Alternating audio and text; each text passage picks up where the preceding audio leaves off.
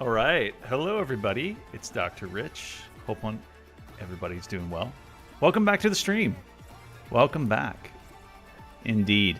Yeah, and I don't know if the music is playing okay. I'd love to know. That sounds good. We're doing all this stuff. We are anxiously watching the weather just outside my house right now. It's coming down. The squirrels are hiding, things like that. Yeah, it's been a long time. Dia, welcome.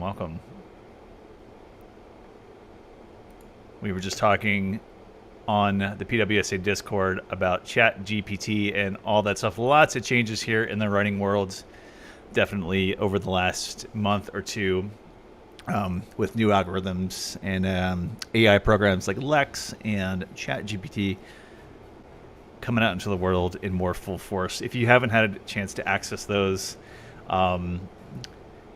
be patient. There's a lot of capacities, I think, that are coming forth as these programs are trying to keep up with the demands. And what a time as a writer to be out there in the world trying to figure out how to use these ethically, and how people who review writing are going to treat it. It's a really interesting space, and I know some of my colleagues are already thinking about those in really innovative ways and are teaching with them, and myself included. We're, thinking about how it applies to many different writing situations. So ChatGPT, if you've not checked that out, look at it. And, I may even try to do this during the term, and just maybe even one of the streams I'll change is just about AI and so forth, because it's not going away, and it's even more at the forefront of many academic conversations now. So we will see how it goes.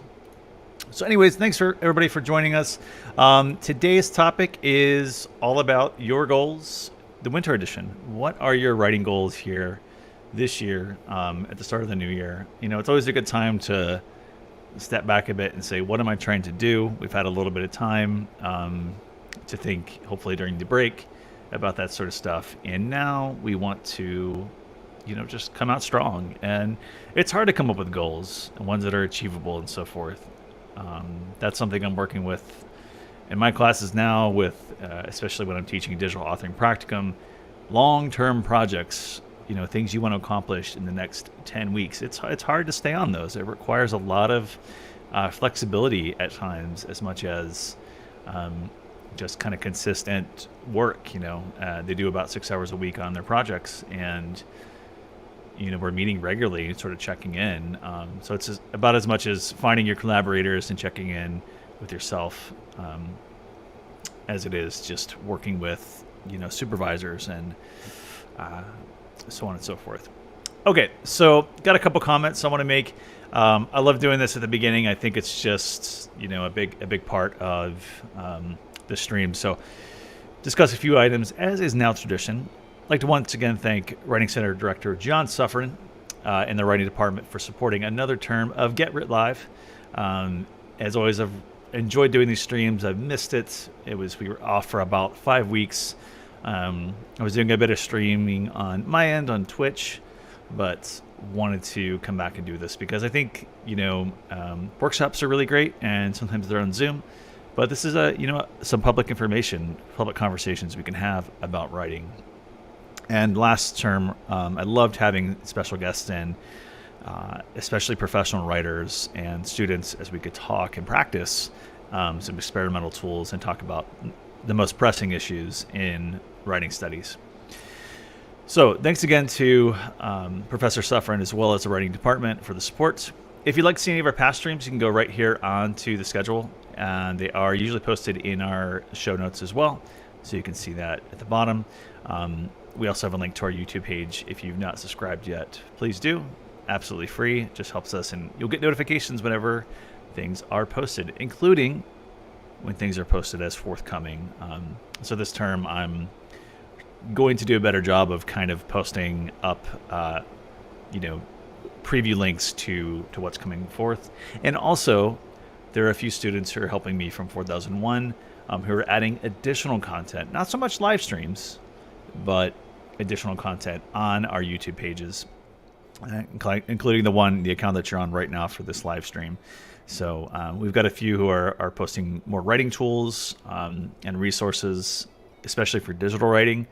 And then another student is actually helping with editing some of the interviews we've done in the last few terms. And that's just simply because these streams are meant to be a bit open, meant to be flexible, but sometimes with interviews, it's nice to just trim it down to, say 15 to 20 minutes or less, because that's the reality of what people like now out in the world.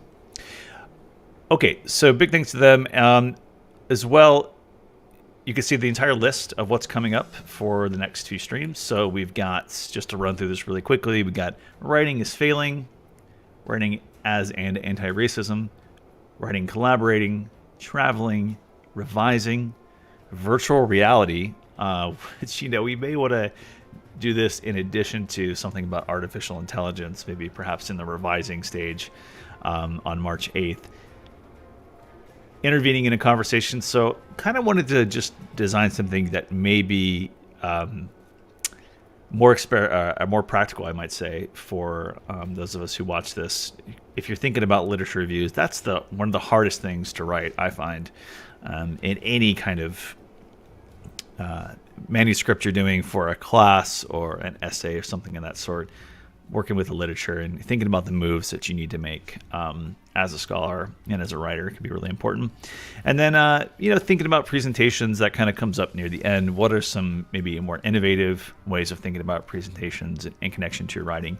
And then finally, writing in as composing yourself. So especially for those of you who are, thinking about this is my last term, or I'm getting ready for my last year after this, thinking about how to compose yourself and what that means maybe for like a public audience, in social forums, as well as just thinking about writing in a way to, I guess, compose yourself sort of mentally, you might say. Like, how do we use that to work through different emotional states, and even ones that are a bit more calming?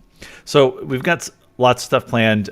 This is my theme, just because I think you can kind of entwine these ideas sometimes, but you can also say they're separate and what they might do for you as a writer.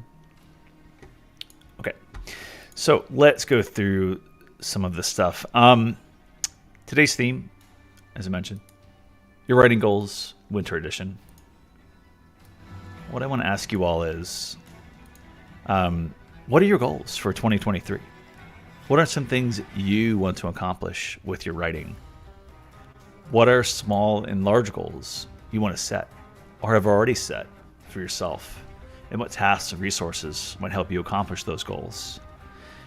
I want to spend some time talking through those with you on the stream, and showing you how I kind of tend to frame these ideas. I think sometimes it's easy to conflate tasks with goals. What kind of goals do you have? You could even take it a step up even further and say, what is it that I want to see this year? I want to see an article, for example, published where? And then, so what's your goal? To publish in that particular space. I have a student I'm working with that wants to publish 3 articles in Excalibur this term. Those are really great goals. Maybe it's just to be published, right? But to publish 3, that's the output. Things like that we want to be thinking about. And so what do you need in order to accomplish those? Is it collaborators? Is it various tools, resources, etc.? Excuse me, let me mute this tab just a little bit so that we can not get that information. Getting a lot of comments from folks about whether class will be canceled, and I wonder if that's happening for you too.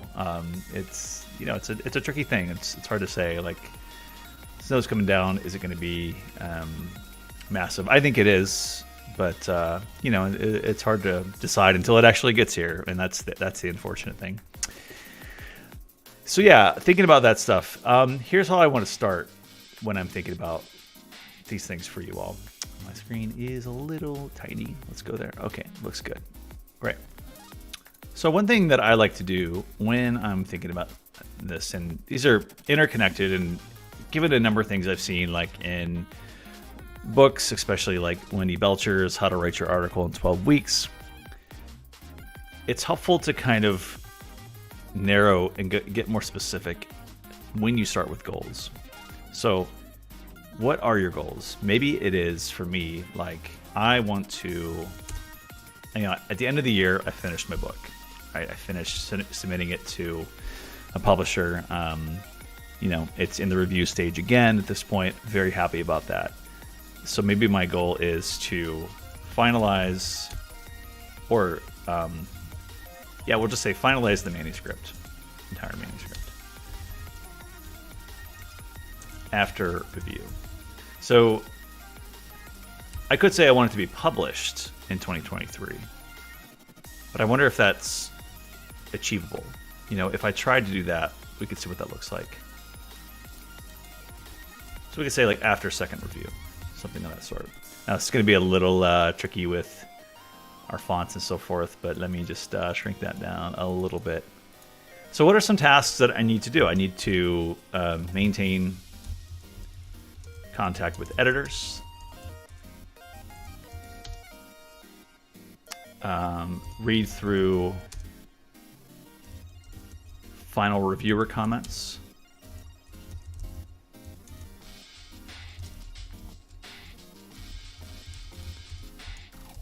work on revisions twice a week, something like that.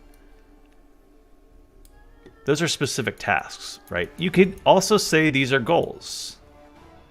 But the way I like to think of it is I'm trying to finish this entire, that's the goal. I wanted that off my plate. I've finished the entire draft, revised draft, and they might come back again with some more comments.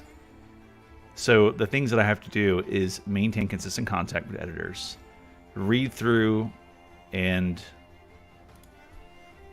address, we could kind of say. You could even parse these out separately. Read through and address final reviewer comments. Work on revisions twice a week until finished. Lots of stuff we can do here. So let me take this out. Now I'm just doing this in this space because I think like what's interesting is I'm usually putting this like in a project manager form or something like that. But just for the purposes of this exercise, like what would this look like? So let's say that's the large thing, like just want to get it done. I've got some tasks outlined. The next thing I like to do is try to carve out like time commitments. So maintain contact with editors. That might be something I commit to doing. It's not going to take too long if I'm just touching base with them, either trying to get the final decision or I'm trying to clarify certain things. I would say maybe like 1 hour every 2 weeks. And I'm going to keep shrinking this because I think this is probably why it's doing it. I sort of just did it ad hoc while we were chatting. For editors, and read through and address final reviewer comments. So maybe I could do something like, again, this might be like the twice a week thing, but I may want to just carve out, let's say it may not be reoccurring, but I could say take half a day, say 4 to 5 hours total to basically synthesize what they're asking for.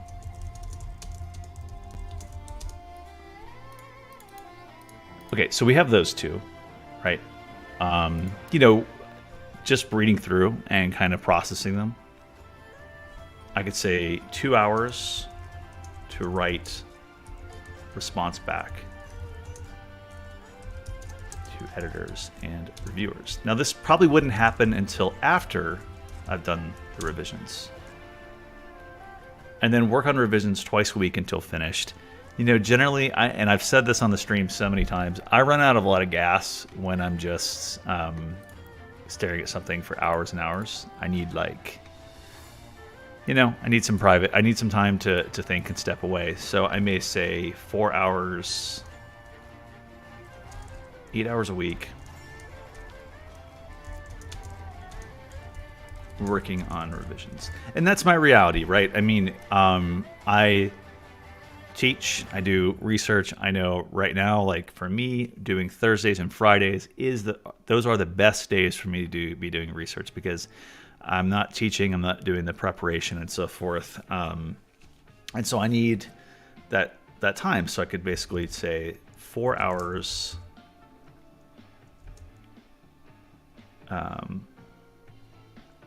for a day for 2 days a week. Okay, so usually this is like very thick paragraph, or large text and so forth, but I'm kind of thinking, just again for the illustration of this, like if I'm just sketching in a notebook or something, this is how I want it to look. There's so many other ways you could configure this in really interesting ways. Like maybe we could do something like this. It probably in a task sheet would look, let's say we go, let's copy this actually. And what you're seeing now is exactly how I do stuff. I just kind of get my thinking out. It's really messy with my goal setting. What am I trying to do here? Let's say if we set a table, we could also frame it like this. Word doc, you could put it up on, your, if you have a whiteboard, on you, things like that. It may be pretty interesting to try. So let's say if we go goals, we could do this.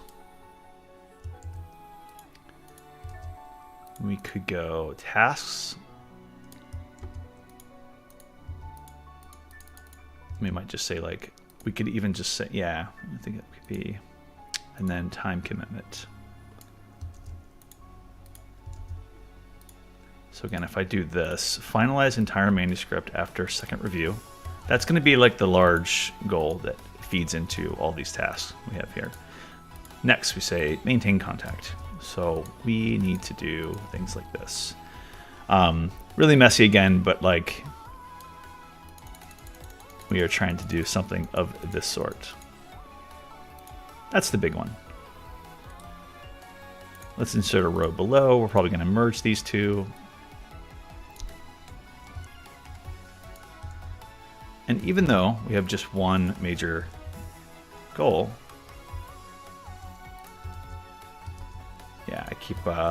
I am unable to paste this. It's just like that. I'm on my PC today, so I'm not well versed in the PCs. More of a Mac guy through and through. You will hear that, and I will not apologize for it. I think it's just what I'm used to. It's actually what I used quite a bit when I was a journalist. Was even very, very old versions of Macs that would crash quite a bit when I was working on them. I worked for a community newspaper that worked on a shoestring budget, and they taught me a lot, especially about how to navigate tools in less than ideal conditions. I think it's humbling. The struggle, we need to struggle sometimes to understand what we have and don't have. Okay, so let's say I go with these things: maintain contact with editors, read through. Just this visually seems much more interesting to me. That's the messy one. We go back here. We may say maintain contact with editors. Let's see if I can line these two up. Once every 2 weeks. We'll say that.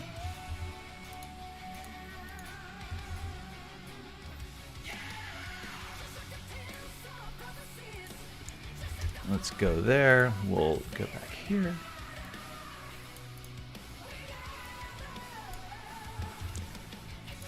I don't know if anybody else does this. I mean, I do kind of talk aloud even when I've been doing these streams long enough that I'm sort of just doing this by myself when I'm at home as well. It's just talking aloud about what I'm actually doing.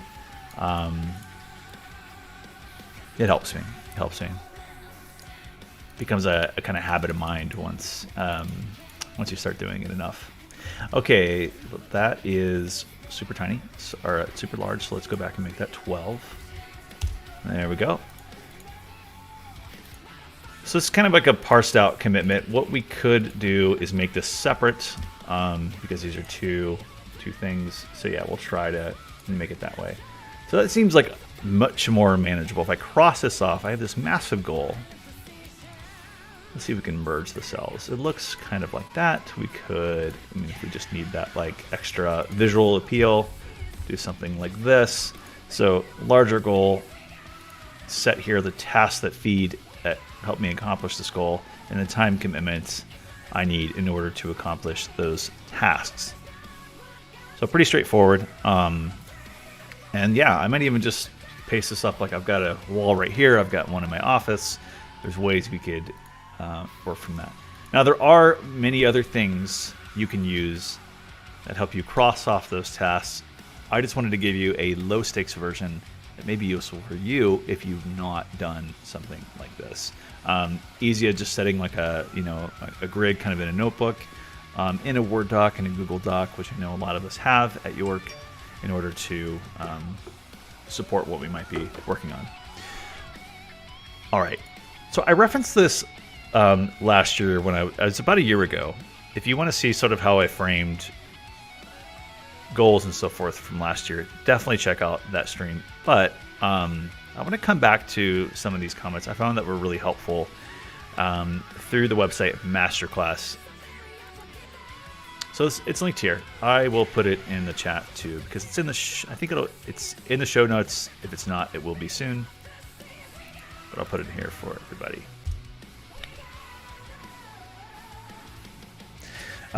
So Masterclass, you may have seen the advertisements on YouTube or some other platform you've been using that feature many different writers, that address it, but they also offer just very practical advice.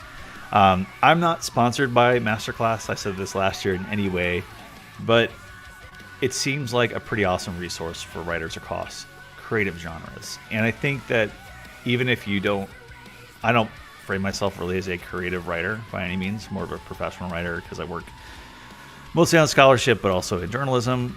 So that's creative too. I don't want to split too many hairs, but they have lots of people that are helping with these. It's a proprietary sort of platform.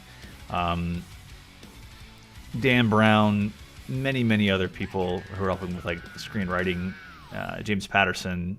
I mean, again, like the list goes on. You can check all that out later if you're interested. But what I tend to pay attention to on this are some of the tips that they're kind of offering to writers. And I think this one, while it's focused on creative genres and writers, and it's focused on bookmaking and writing, I think that there's a lot we can take from these ideas. So 5 tips for setting achievable writing goals. Just wanted to kind of give you my experience and my response to what they're offering here. Creating realistic goals. So there's nothing worse than setting a goal and just routinely failing at it. It's kind of this vacuum that you can put yourself in, or this vicious cycle, you might say. I set a goal, I keep missing it. So set something that's realistic for yourself. Like right here, they're saying, write 1,500 words every day. Write for 3 hours every day at a scheduled time. Finish 1 chapter a week. Practice morning journaling. So we've got a couple that are very, quantitative. I got to produce this many words a day. Or temporally, I want to sit for 3 hours every day at a scheduled time. That might work for a lot of people. Like I know a ton of writers, including myself, who just insist that best brains in the morning, so I should be writing every day. The advantage of something like this, 1,500 words every day, means that if you finish it in an hour, like you're just on fire, you can stop. And that's very gratifying. I found writing goals incredibly difficult to accomplish. They can't really be too rigid. And they have to be flexible, or I just end up disappointing myself. And one thing I talked about last year, and I want to sort of repeat, is starting very small goals that are still realistic can be incredibly helpful. When I was working on my dissertation and my son was a newborn, this is about the time when he was newborn to 1 years old when I was finishing things, and then he got to about 2 years old later on. I was like, having a really hard time doing something like this, writing 3 hours a day, uninterrupted, and so forth, because I wanted to take care of him. And my wife and I we were just dividing, between our work schedules and so forth. It's very difficult.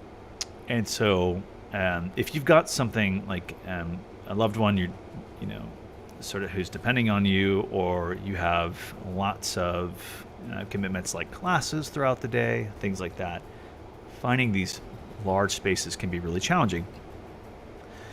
So what I started to do is, in Scrivener and other platforms, I started doing about 150 words a day. 150. And I'll show you in a minute how we can do something like that. That's really small. That's about a paragraph. It's not even a real thick paragraph, honestly. Maybe a paragraph and a half. And so I said, if I could just get that much down, if I do that 6 days a week, I'm going to get, a pretty solid amount. I mean, off the top of my head, what's 150 times 6? It's still not that much, right? It's like close to 1,000 words, something like that.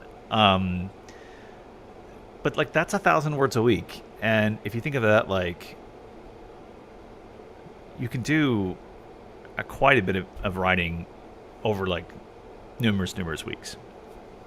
So it started to add up, because every time I accomplished that goal, I would get like a notification: you met your goal, congrats, yay.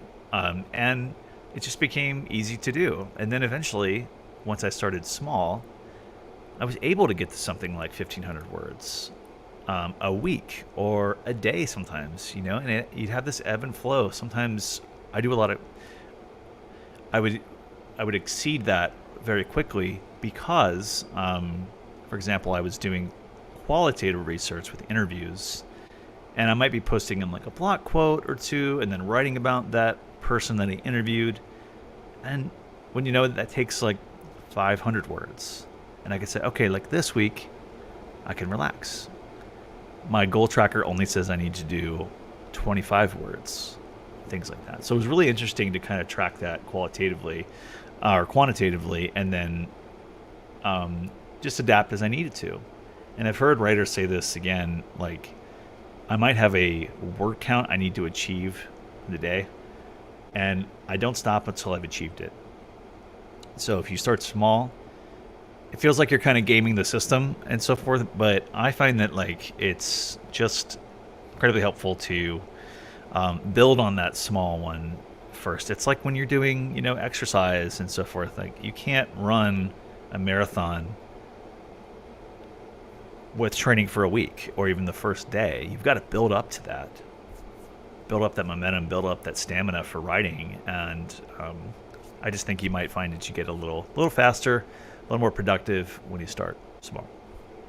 But this one too is really, really open. It's very flexible. Practice morning journaling. For a while I was getting up at about 5 or 5:30. It was quiet and dark in my house, and I just liked to write quite a bit because I found it was calming. I could kind of get my day ready. I could write in my notebook.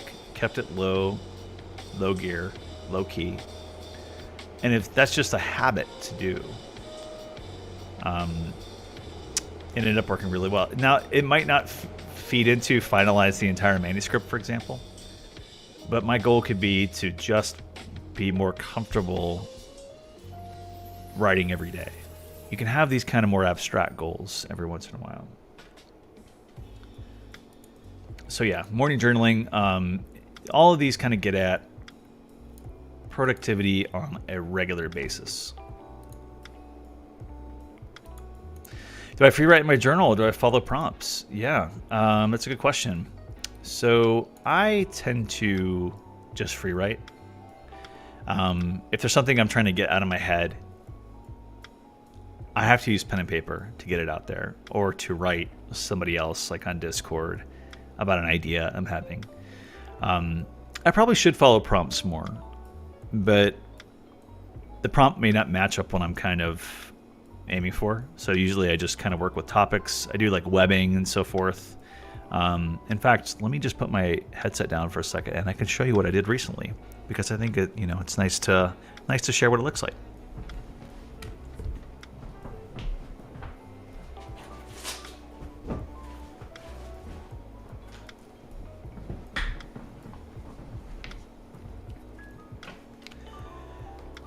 Yeah, so following prompts, but mostly, a colleague and I are kind of working on a study, so to say, for another grant, and you can see here, like, I did a kind of web, I started on my study that we previously did, and then tried to branch out from there to say, what is it we could do to build on these. Now this handwriting is basically my own code, chicken scratch, that you have here, and I will probably reference that many times over on these streams. But I started there, and then on the second page I started just coming up with titles and so forth. Like, for me, sometimes when I'm doing this morning journaling, I'm thinking about like a title that I would want to see in the future in a manuscript. So yeah, that's basically it. I know there are some journals that have prompts baked into them, and yeah, if there are things that you all do, like, let me know.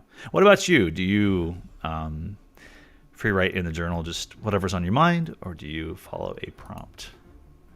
Lots of ways we can get at those.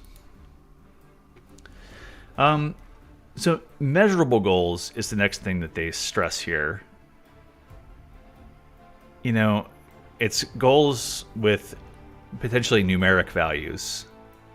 I know that, my brain is, if I'm saying write every day, that's a goal, do some morning journaling.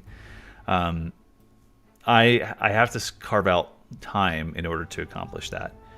I know that my brain is at its best for writing tasks between the hours of 9 and 1 Eastern time. So I have a goal of writing for 2 hours every day, for at least 50-minute sessions. So I have to have some kind of boundary for myself.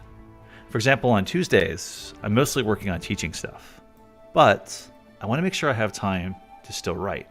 So I do one 50-minute, that is 50-minute session, just at the start of the day. And then you know what? I'm done. I've still accomplished a goal of doing some writing for the day. And these are kind of more immediate goals to establish. So like you might say, my goal today is to write 500 words, and you work on it till you get to that point. And like I said, those words might come rushing out. Numbers are really easy to track. They're very measurable. But if you're saying, I'm doing morning journaling, how do you track that? How do you measure that? And as they sort of see here, writing goals will be easier to track if they have numeric values and deadlines associated with them. For example, you can make a goal of writing a certain word count every day and then check it at the end of the month. You could also plan to have a certain amount of pages by a certain day. Having a timeline helps establish whether, and helps you measure whether you've completed those goals. Let's turn to the chat real quick. You don't journal at all. I don't journal at all, but I have a note called Writing Ideas in my Notes app. Whenever something pops in my head, I type it out. It's very low stakes. Low stakes is really, really key. I think I have the same thing in my mind I use. I was told, actually, and this could be like a more of a goal, abstract goal of just doing some low stakes writing every day.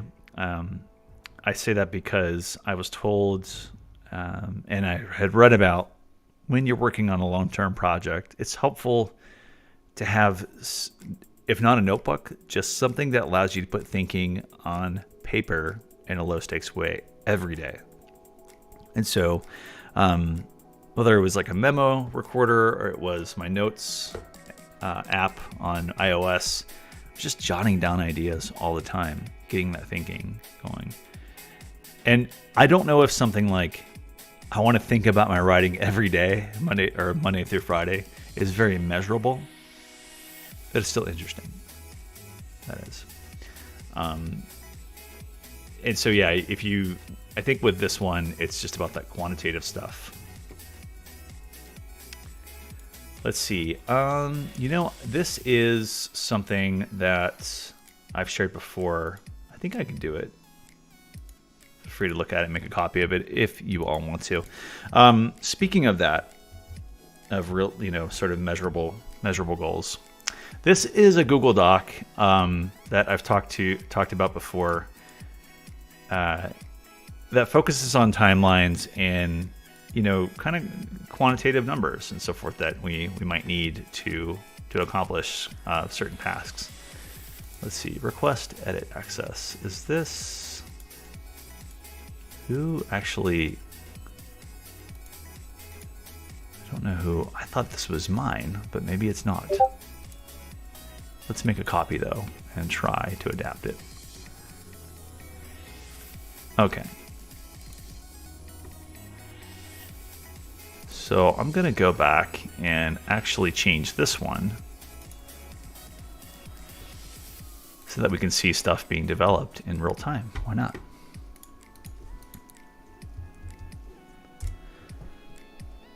Okay, that's the next one. All right, so NaNoWriMo, National Novel Writing Month. I always bring this one up because I think like what this reminds me of, especially for creative writers, but just for myself, is you can have like very measurable goals and do it in a short amount of time with this kind of framework. And so what they have on this, and a number of writers have adapted this, is tracking your progress daily, and sort of trying to just get a calculation for where you are. So this is like way behind, the adaptation we've got here. So if I just said January 1, it's a copy, excuse me. January 1, let's go. We're like, in this one this is about 2 years behind because I've referenced this in the past, but it's something I have adapted for other projects, excuse me. I'll just say the next month. And I change this and I go, okay, let's make this longer. I'm going to go all the way to here. The next month, what am I going to be doing?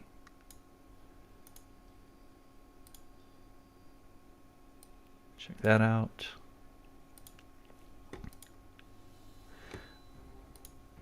All right, and I might say that I'm trying to accomplish how much a day? 500. I mean, that's a lot. So we might just like scale it down, and I could say 7,000. And I need to kind of adapt this a little bit to fit that. Now today is January 25th. Realistically, I could say I'm not going to do anything, but I could say that's 25th actually. So we may have to fix this a little bit. Excuse me. Let's go back to the 23rd, and I'll just fix this real fast. I just love how this counts down what you need to be doing. So I think on Monday I didn't do anything. Yesterday I did about 550 words. Today we'll say 100 if I get lucky.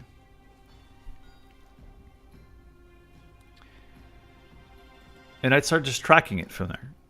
This is not predictive. I can predict this, like what I need to be doing, and I can measure if I got there. But like the trick is with this one is you may have a separate doc that says like I need to be producing this much per day. But you can just document your process as you go. And so for me, if I'm trying to get like a 7,000 word piece done, I can track and just go, okay, today was 75. Today, Friday, which is my research day. I may even be able to predict it by doing this. If I say, for example, I've told you on just a bit ago that my main writing days are Thursdays and Fridays. That's when I can always count on getting more work done on this stuff. So let's see if I do this. Nope. I'm not the best at copy pasting.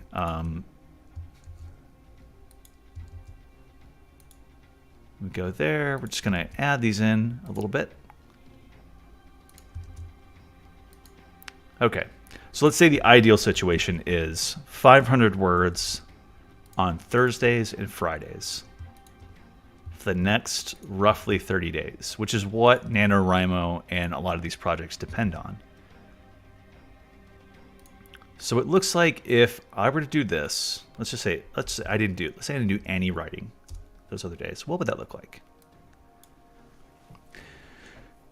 So that wouldn't be enough to accomplish something like 7,000 words. 500 words, Thursdays and Fridays, that's 1, 2, 3, 4, 5, 6, 7, 8 working days of doing this. So I may have to like turn up the dial a bit and say,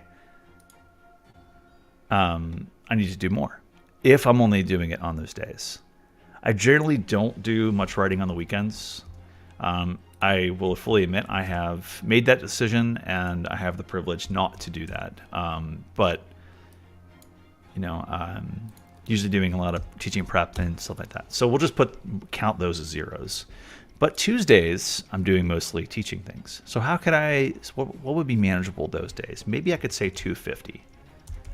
And I'm liking this because now I can kind of predict what I might need to do in next couple days. Okay, so the running total is still shorter. So I probably have to do a little bit more on one of those 2 days. Where could I find some slots? Maybe Thursday or Friday. Let's try that. 750. Again, not a math guy by any means, but these kind of quick formulas are super helpful.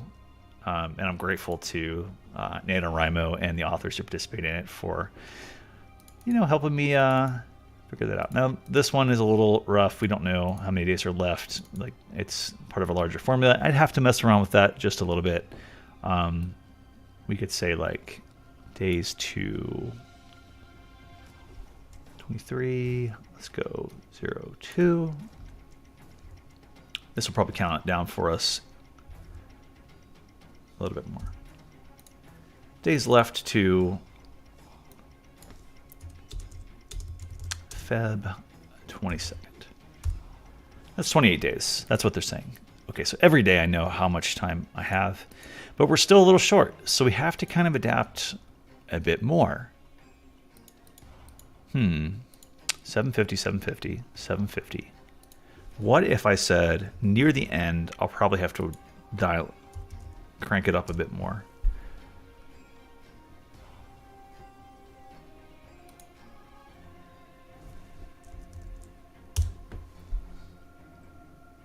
Okay. Let's say 1,000. Okay, this like forecast, so to say, it looks like 250, 500, 750, 250, and then we kind of start to ramp up a little bit. We can see this moving.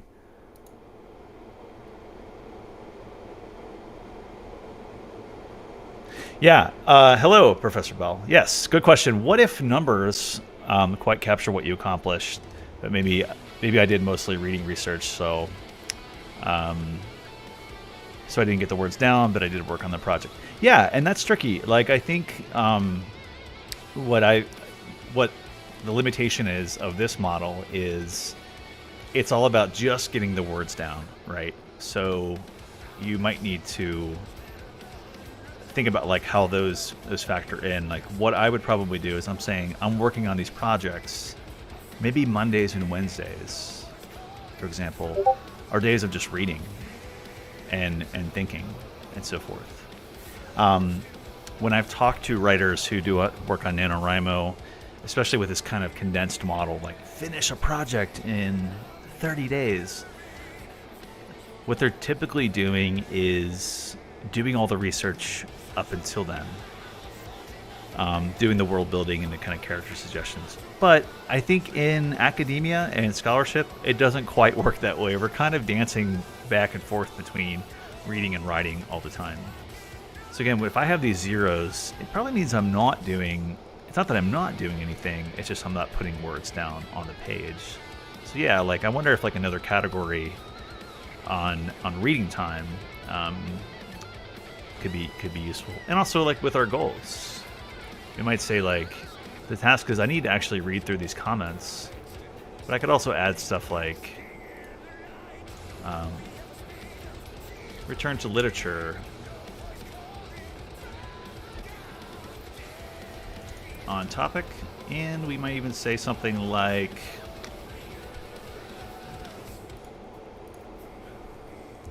proofread and revise and line edit, things like that. So yeah, good question. Thanks for that. It's tricky. Like, I think sometimes we don't think of reading as part of the writing research process. Yeah, it does. I mean, it could be a bad sort of, as I was sort of saying at the top of the hour, like a vicious cycle, so to say, because you're looking at this and you go, oh, I didn't do that for the day, and it just seems low. It's this sort of defeating sort of thing. I think I remember when I was working at Scrivener and seeing things like this. You know, I'm often coming up just a little short if I had something that was too large, like 1,000 words a day. 500 words can be really challenging to get done, and I might put it down and say, I didn't quite meet that. Like, now I've got to change my time. And especially as this thing continues to show us the red, right? So, like, if I'm saying, oh, today I only did 279 words, something like that, suddenly I have this much to accomplish. It feels like we're kind of always out of reach. By the way, if you want to see some awesome content on writing processes, including revision, how to navigate sources and so forth, please check out Dr. Stevie Bell's YouTube channel. It's got great stuff with her colleague, Brian Hodson. And I certainly use those quite a bit in my classes last year and this past year. Okay, so this is related to what we were just talking about, but track your progress is another thing that they touch on. How do we measure it, right? We have goal trackers, things like this that are quite nice to track what we're doing.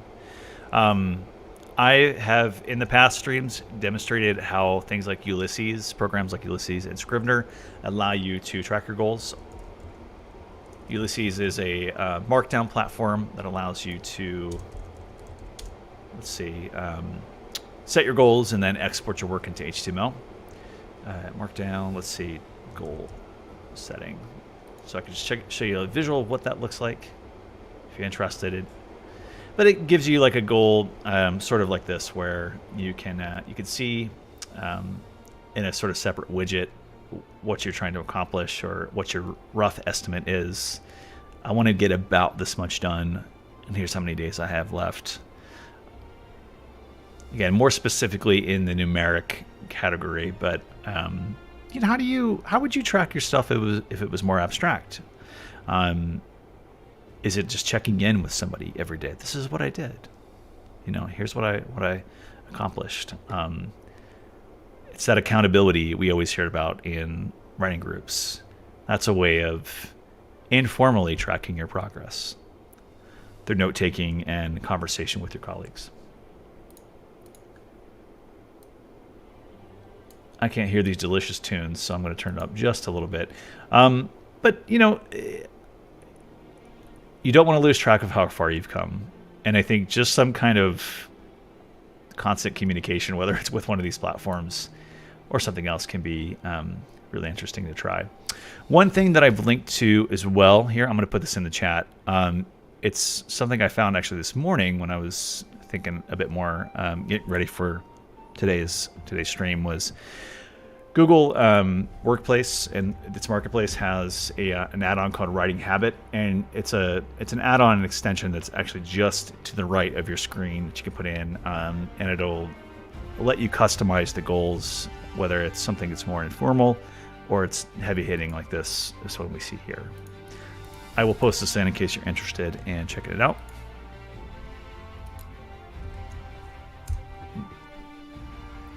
There you go. And let's just put it to the test real quick to see what things are like. Okay, give me 1 second.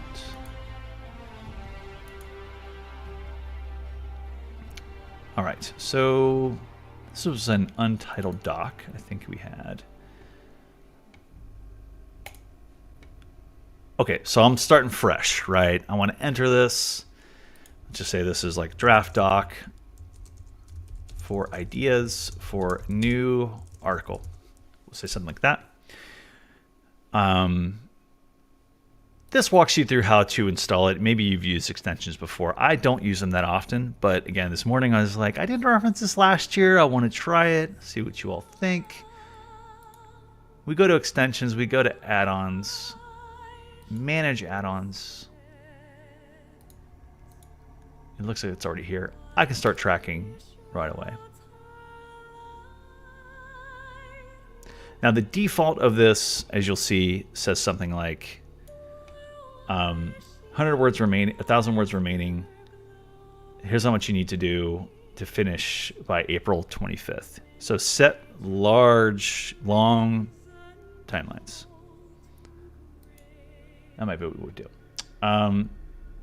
But in order, what I sort of did earlier was I thought, okay, standard article length now for a lot of places that I've submitted to and had experience with generally say like 7,000 to 7,500 words. Articles have gotten a little shorter in terms of their requirements now for publication, so that's always good news to me. I think sometimes it's hard to get there, but you know, it's nice to see that like we've kind of acknowledged that long articles just may be more difficult to print too, given like certain budgets and such. Yes, does this work only on Google Docs or can we use it on MS Word as well? I've just seen it for Google Docs so far. I'll have to check on whether that is possible in Word. Because it is nice to have it all in one, right? Like if I'm having to go between like this NaNoWriMo tracker and my doc, I'm gonna get lost. It's hard enough for me to pay attention to what I'm doing already, and to have all these sort of things up may be a kind of limitation. So you can customize this any way you want. Like daily goal might be 1,000, but again, I said, you know what? I just want to do this. I want to do 150 words a day because that's about all I can squeeze out. Because I might want to, as Professor Ball was saying, like I may want to change. I want to change my task just to do some reading. And so if I get that 150 words done, I can spend the rest of the day just reading some other scholarship. Or reading about Bob Ross or something like that, you know, whatever I want to do that forwards my goals or enables me to kind of take a break and step away from the concept. So this shows me like how much I need to do. It gives me the percentage. I'm just going to give me like 5 minutes. I'll talk as I go. We'll see what this looks like. I've installed it. I haven't actually put it to the test. And that's one of my favorite things to do here on the stream is just do it right on the fly, see how it goes. Okay, so let's say we go today or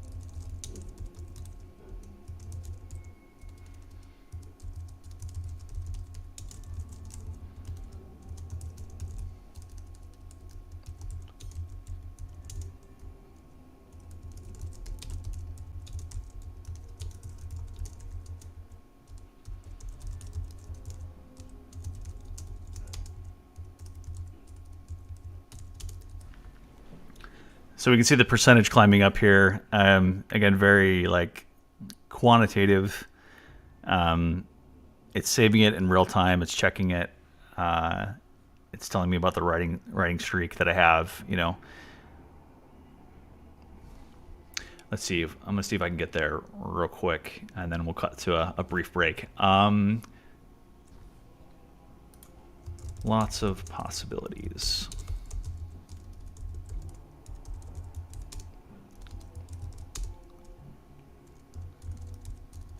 So this may be my own like meta space to think about my goals. Accomplish this goal of doing some research in Norway. I need to book my train tickets, email writers in advance. Let's see, what else do we need to do? We need to research places to visit in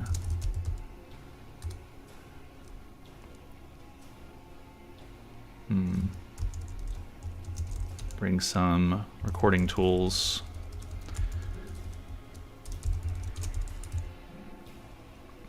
What else could we do? We could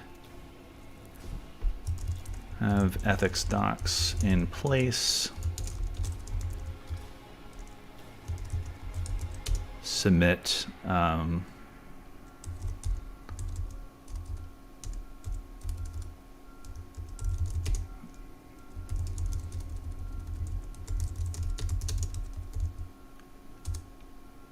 okay. We are at 69%. It's hard when you start, I'm actually thinking when I see this on the right, I'm like, wow, I don't know, like as it get closer, like I almost don't want it to end. But if I'm just stuck, that's when you're like, oh, it's just staring at me. I can't finish it. I don't know. So let's see, what else could we say here? So I'm thinking this is an actual real thing I'm doing. I'm going to Norway in a few weeks, and I'm going to be going up outside the Arctic Circle, and I'm just like, this, what do I need to do? I'm kind of going a little cold. Carry storage. Yes. Thank you.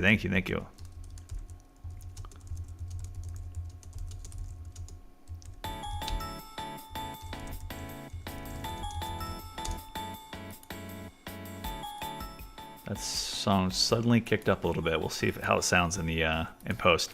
Yeah, I mean, Carrie, I've got like something like this, that I use quite a bit for my stuff. So maybe I can take that and clearing that cloud storage. Those things fill up. I'm sure, like, even though I think you get a pretty generous amount, right, as a student. Most people do, like for Google Drive and so forth. But it fills up fast. Like these media files are massive.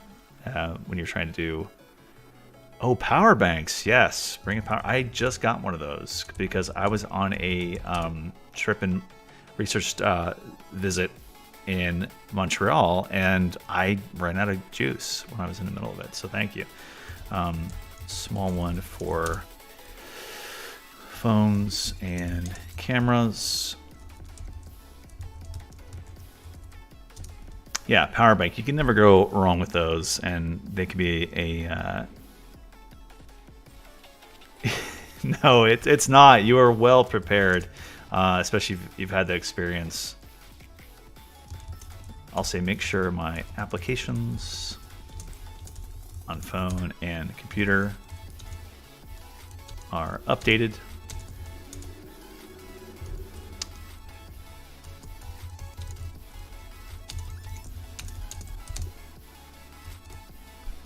Ten words left. Let's see. Yeah, you could. I guess some people could say that you are paranoid, but I would just say that you are being prepared. You have a backup plan. That is huge. I cannot tell you how many times, Dia, that I have conducted an interview and had some kind of error. I learned the hard way every time. So there was once I interviewed somebody. We had an amazing interview for 2 hours. And when you know it, I go back and listen, and I realized the mic I had selected on my computer did not record any of the interview. So I just had somebody doing this for 2 hours. Complete silence. And I couldn't use it. It was an amazing interview too. Super sad about that. So that's why usually when I do interviews now, I have this as a backup, recording what I'm listening to. And I'm grateful that things like Zoom allow you to capture the audio of the other person, and also just provide that general, consent. Like everybody knows what's happening, and it gives you a stereo recording of both if you ask for it. But it even parses out the tracks. So like, what a gift for researchers now to have. But yeah, there's all kinds of things that you have to be prepared for. Always have a backup plan. Use your notebook when possible. Let's see. Well, I'll just think of some very practical things. I need my passport, and means to compensating, if possible.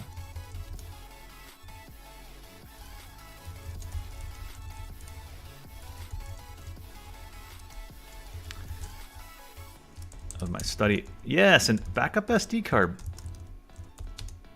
Because a lot of times we can't carry our computer around and capture it as we go. All right, so we see like this little pop-up. I've increased my goal, excuse me. Do 50% more. It's kind of giving you a little bit of motivation here. The neat thing is it's telling me how many words I need to get down. Words processed or produced per day. Words per day to finish by April 25th. And you can change it. So it's like, oh, you know what? I'm actually making momentum. So I'm going to go back and we're going to say, okay, you know what? I'm going to accomplish this a month earlier. Which, if you know anybody I've written with, that is very ambitious. So it upticks, right? It changes it for you. And I think back to like Professor Bell's point, if you spend, let's say, 2 weeks reading, and you don't do any writing, you can change that. Or it'll change it for you and say like, okay, you really knocked out all of these goals. Now,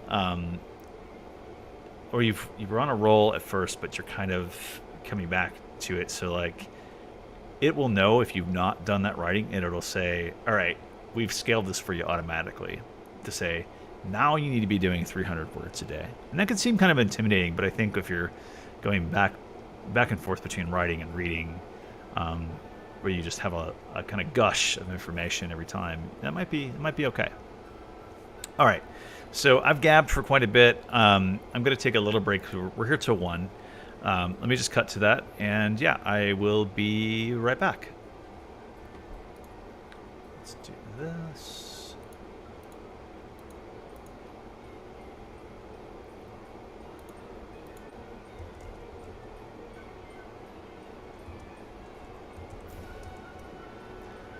Let's do that, and we'll say this will turn me off.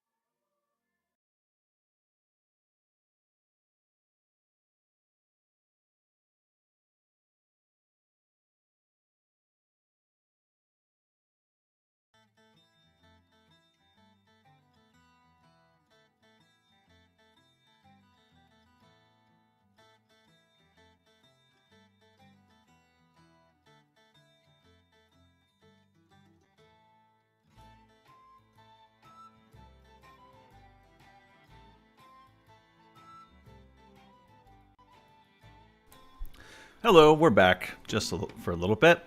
Snow's still coming down. Hope it's looking okay where you are. It's like very, very interesting. We don't know what's going to happen. So just before the break, we were talking a little bit about writing a little bit with the space of writing habit, tracking as we go. These are all really interesting things to do. But I think to just kind of build on that, there are two things that they also mention here on the masterclass piece. I think, real practical, as I mentioned, with what they have here. I think it's a good starting point for coming at these kind of questions. I wish we had more time to talk about them for sure, but I'm always happy to outside of here. The fourth one is be accountable. You need to make them a priority. And so you'll find every excuse not to make them happen. I have had accountability partners in the past, and for me, the one way to be accountable, it's sometimes what I'll call like passive sort of writing together. Let me change back to this ticker, by the way. Let's go here. Text. Okay, that's what we want. All right.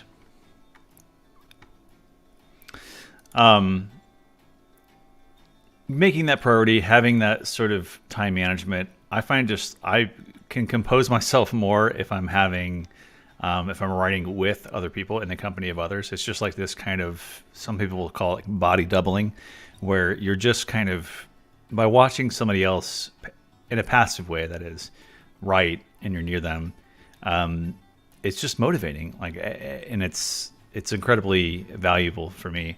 And so, it's a good start, really. Like, what matters is having accountability partners, finding friends and colleagues who are also writing and willing to look at your works in progress.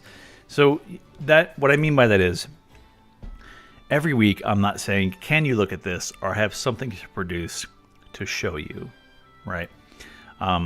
It's just the idea of, if I need your advice, you're there with me. I can turn to you and say, do you mind looking at this for a second? Does this make sense? Right? It's really eye-opening, because if I plan ahead for it, I don't know. Like, the stuff may not come up at the time. At the time, the problem I'm having may not come up if I'm having to send it ahead of time. I say this all knowing that for my classes, we do a lot of stuff like week to week, where you're showing what you're working on. It's to build that kind of habit of mind and that accountability. So there's value to both. But oftentimes when we're having those kind of conversations in class about what people are producing, more ideas come up through those conversations. And then when we have time to work on our projects while we're there, a lot of insights and kind of questions come up. So it's just kind of making sure you have that space to be around each other. And this can also be in terms of virtual proximity. A colleague and I message all the time on Discord and talk about like small passages we're working on. And even that it means a lot. It means a lot. So accountability is a massive part of making sure you meet these kind of above goals, whether they're quantitative or more abstract. And oftentimes you can be more accountable when you are in conversation with others, in virtual or in person. And the last one that they sort of tap here is finding your motivation. So I will say it once here. I will say it many, many times on the stream, I'm sure, if I'm not already. But we have motivations for being a writer. Like, we want to get published, we want to get that like sweet job, whatever. There's a lot of things that kind of drive us. But I think, like, if you have a reward system that's really practical, you might get more down. So I set my timer for 50 minutes whenever I work on something. I was mentioning that earlier. And the motivation for doing that is that afterwards I can get up and stretch, I can grab a snack, I can do whatever I want. I also visit this page really pretty much whenever I'm on a break. It's called Scryfall. It is for all the Magic the Gathering fans. And I just quickly glance through it. I'm thinking about a card. I'm thinking about something else. All these new previews that are listed here, for example. That's my motivation to do 50 minutes is I get to do stuff like this. And again, like, that's just a small thing, but I say 50 minutes, I can grab a snack. I can do something else. And so it sounds like I'm denying myself resources like to stretch and stuff like that. And sometimes that works. I won't lie. Just saying, like, I can go up and get that goldfish in 5 minutes. So think about like what motivates you to push through that. It could be just motivation you get to such as like get to hang out with a friend, something like that. I mean, certainly like when a couple of years back when I was working pretty closely and writing with a couple of my peers, we would always do stuff in the morning and like do some serious writing in a quiet space or at a coffee shop. And then after the day was done, would go to, a pub or something like that and get a nice lunch or early dinner. And so that's always something to look forward to, right? Like Tuesdays are great for me for teaching and doing lots of some writing because it's always Taco Tuesday in the evening. And it's just like, I know that that's coming. If I can have a good day of writing, it feels even, it tastes even better oftentimes. And I missed your comment there earlier, Dia. Clearly my running goal for this year is to write packing lists. Yes, I know that's difficult to do. Like it's a writing task I'm sure nobody likes doing. So props to you for doing that. And also, like, what's the reward? What's the motivation for getting it done? You get to move to a new place, but perhaps you can treat yourself in different ways. So that's what they have here on this practical list. A couple other things. There wasn't one that I talked about last year that I want to bring up. I should also say too, real quick, I didn't mention this, like sometimes motivation, I hate to say this, but there can be kind of like more consequential things that may motivate us. Like for a number of students, you're just saying, if I don't do this, I fail. Like that's hopefully a motivation for a lot of us to get things done. But for me, like, I'm going for tenure. I'm going for the next like promotion in my job. I have to have a certain amount of articles or book project sort of things done for promotion next few years. So yeah, yours might be to get the right grade, add a sample for I want to get into graduate school, something like that. Use those kind of extrinsic motivators, some folks will say, to get that writing done. And so, yeah, for me, like in the last year, it's just like, if I don't get this in circulation, this book in circulation in year 3 or 4, I might have some problems when I go up for promotion. Who knows? We will see. So that's what we have for that. Another one, a script mag. Also, it's a more practical sort of trade publication on goal setting, but this is something we talked about a little bit last year. They call them SMART goals, something to certainly establish. I'm just clicking around in a really informal way. Let me go back to this. There we go. So it's sort of script magazine. Now, I will say, like, this is part of Writer's Digest and the entire company that runs it, so really well established in terms of the craft and trade. But again, we can kind of use this to branch out a bit more. SMART, you hear this sometimes in even like more sort of corporate settings, like specific, measurable, attainable, relevant, and time-bound.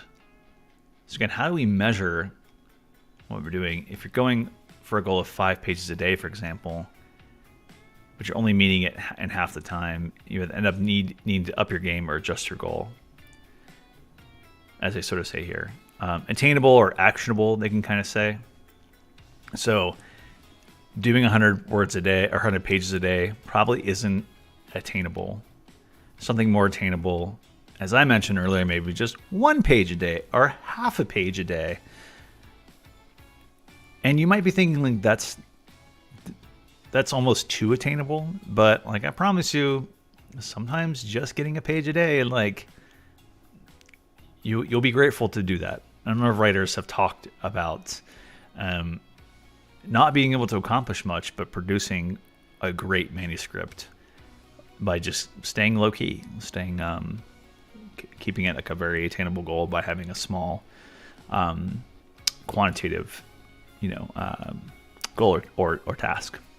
Relevant. So if it's relevant to your research, like you might be working on novels and plays, but if your goal is to create a 1,200 word blog post every day for your new website, it's not going to feed into this. So it's relevance.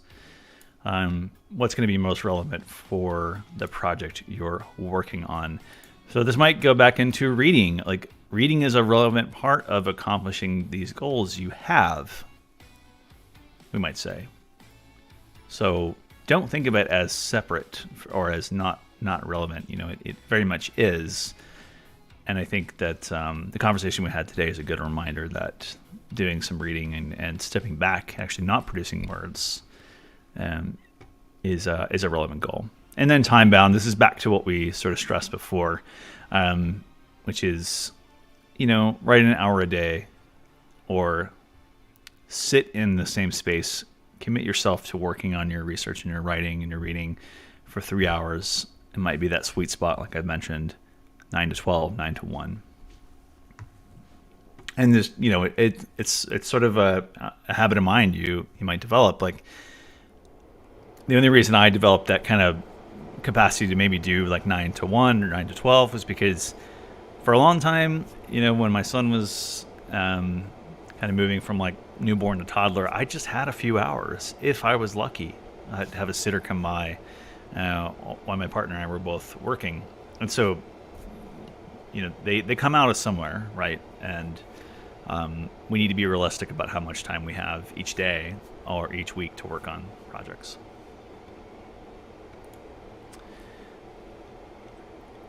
Okay, so lots of stuff we've talked about today on goal setting and things like that. It's tough stuff to do. I think we take this kind of stuff for granted, and sometimes I may be in the thick of a project, realizing I haven't really set a goal at all for this, like outline my tasks and so forth. But I'm realizing that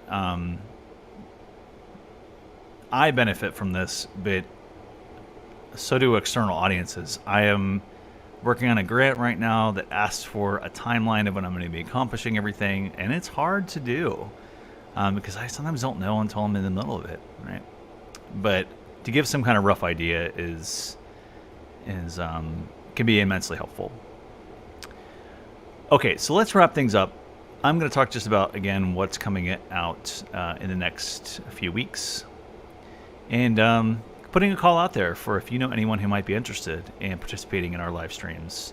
I'm doing some recruitment right now with professional writers as well as colleagues to come in and speak to some of these ideas, because I love those kind of conversations. I find they just add a lot of dimension to these stream chats.